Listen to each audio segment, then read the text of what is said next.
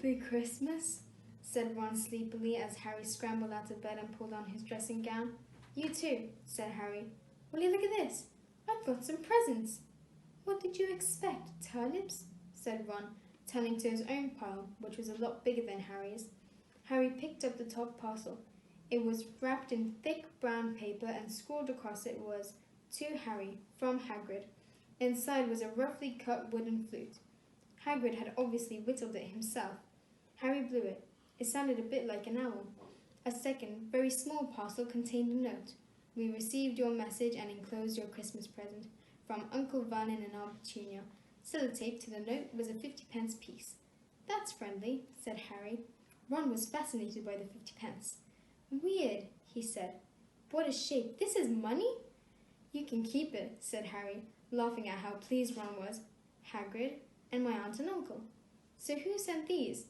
I think I know who that one's from, said Ron, going a bit pink and pointing to a very lumpy parcel. My mum. I told her you didn't expect any presents and... Oh no, he groaned. She's made you a Weasley jumper. Chapter 1. The Boy Who Lived. Mr. and Mrs. Dursley of number 4, Private Drive, were proud to say that were perfectly normal. Thank you very much. They were the last people you did expect to be involved in anything strange or mysterious, because they just didn't hold with such nonsense. Mr. Dursley was the director of a firm called Grinnins, which made drills.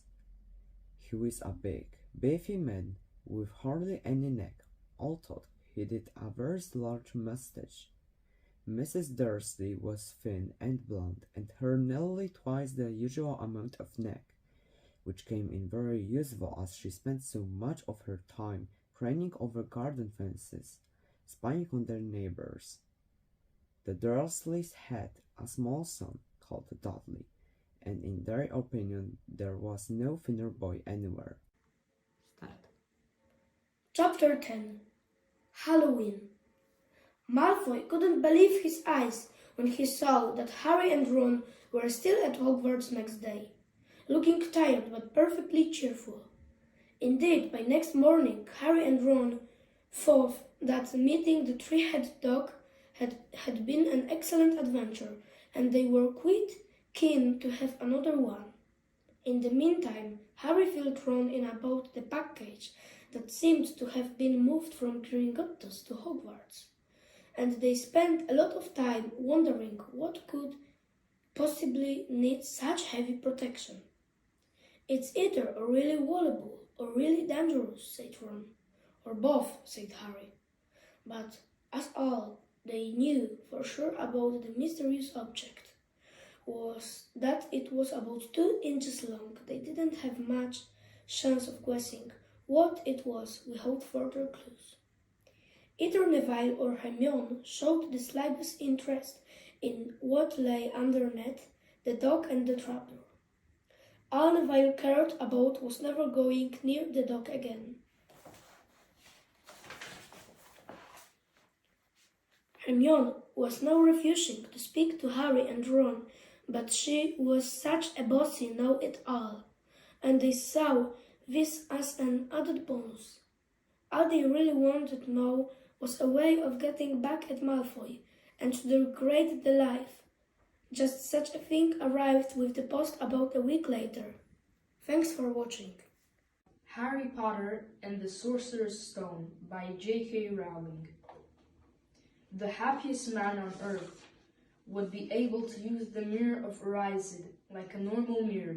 That is, he would look into it and see himself exactly as he is. Does that help? Harry thought. Then he said slowly, It shows us what we want, whatever we want. Yes and no, said Dumbledore quietly. It shows us nothing more or less than the deepest, most desperate desire of our hearts. You, who have never known your family, see them standing around you. Ronald Weasley, who has always been overshadowed by his brothers, sees himself standing alone, the best of all of them. However, this mirror will give us neither knowledge or truth. Men have wasted away before it, entranced by what they have seen, or been driven mad, not knowing if what it shows is real or even possible. The mirror will be moved to a new home tomorrow, Harry, and I ask you not to go looking for it again. If you ever do run across it, you will now be prepared. It does not do to dwell on dreams and forget to live. Remember that.